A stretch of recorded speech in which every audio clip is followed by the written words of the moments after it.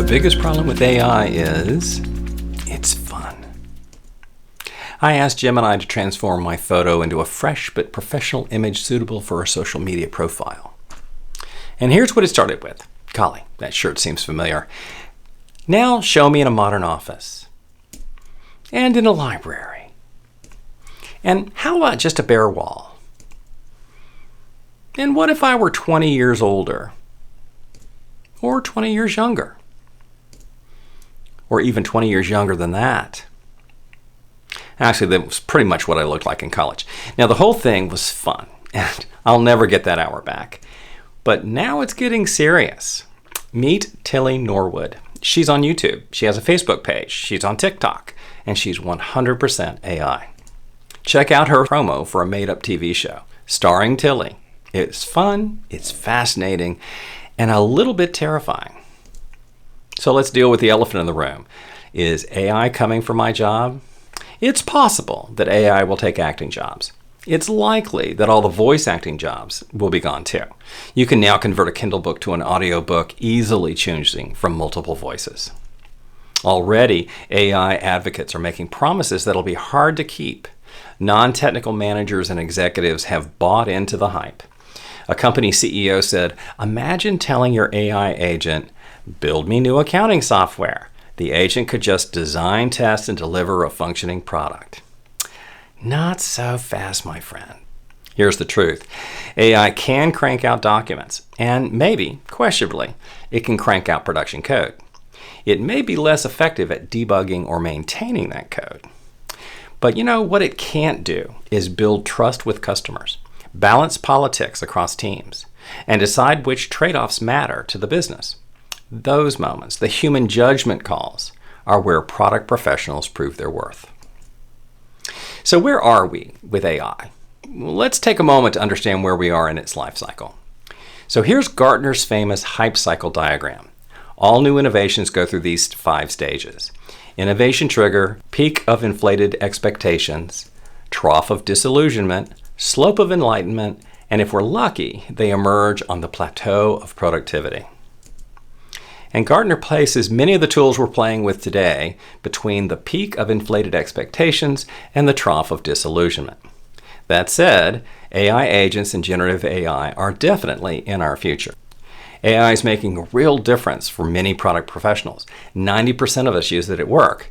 80% of us report that it's increased their productivity. So will AI take your job? No. But an AI-empowered product professional might. Our value is our judgment, strategy, and alignment, things AI can't touch.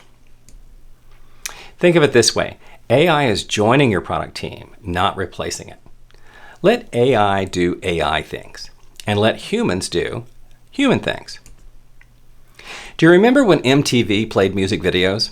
Phil Collins' song In the Air Tonight was from his divorce album called Face Value, released in 1981.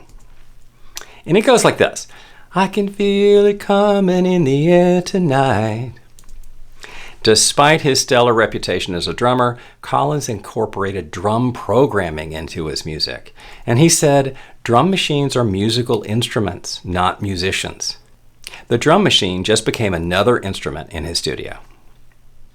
But beware, with today's tools, you can build the wrong product faster than ever. I know vibe coding is super hot right now, but it's only focused on one aspect of the product lifecycle, building, the create phase. The Quartz Open Framework expands the steps for defining and delivering products.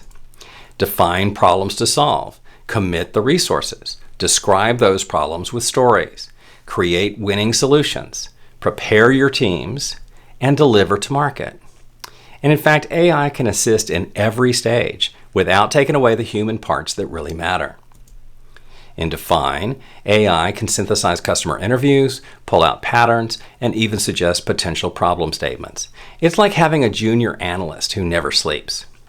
In Commit, when we're weighing investment options, AI can build scenario models. Instead of taking days to crunch numbers, you can compare outcomes in minutes. But remember, AI doesn't decide the trade-offs. You do. In Describe, AI is great for drafting user stories and creating personas. You can still refine them, but it gives you a head start.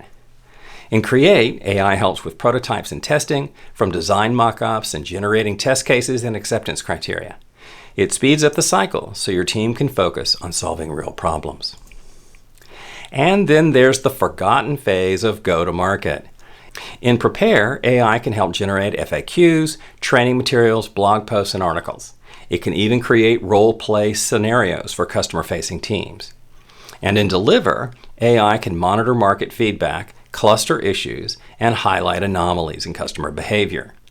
Think of it as an early warning system that helps you act before problems escalate. And learning is at the core of everything we do as product professionals.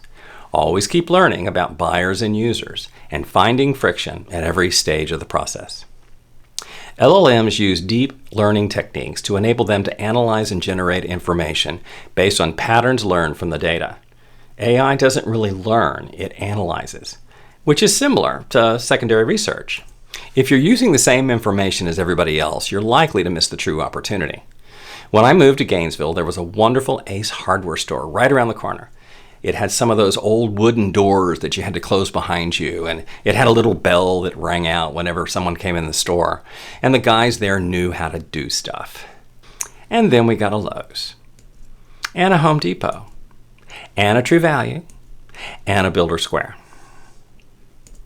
And all of those national chains had read the same research and soon all closed their stores due to an oversaturated market.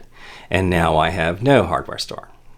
Another reality, AI is often wrong. It can be biased, it can lie, and it will confidently hallucinate things that aren't true. As in this example, when asked for a world map of these countries, the AI tool provided this. Now, I have never been to Germany, but happily it located Canada in the right place. So think of AI as a book-smart intern, a research assistant, a sounding board. And here's how to stand out as a product professional. Understand what's truly important to customers. Look for friction that you can address with your product. I like that word, friction. Friction in using the product, buying the product, and frankly, selling the product. AI can't do this. John Cleese of Monty Python fame reminds us, we don't know where we get our ideas from. We do know that we do not get them from our laptops. AI is another powerful tool to master to become an AI-empowered product professional. AI is taking away the drudgery, not the jobs. It's a new tool we can use to create incredibly wonderful things with new capabilities that we've never had before. Ultimately, our goal is to turn good ideas into successful products systematically. I explain it like this. Your value is your humanity, not your administrative skills. Don't wait to be fed. One team said, if management wants us to learn this, they better teach us. And I said, if you want a job in 5 years, you better learn it yourself. The truth is, you don't get an education. You take an education. You're responsible for your future. So, embrace AI. Begin today. Learn and experiment. And share your work with your colleagues and friends. Many teams are having Friday demos and lunch and learns to share what they've been doing with AI and help others apply to their products. Oh yeah, and have fun with it. If you need some help explaining the value of product management in your organization, check out this free ebook. Grab the URL from the QR code. AI is here. The question is not if you'll use it, but how. Product professionals don't just build products, we build the future. Embrace it. Become AI empowered.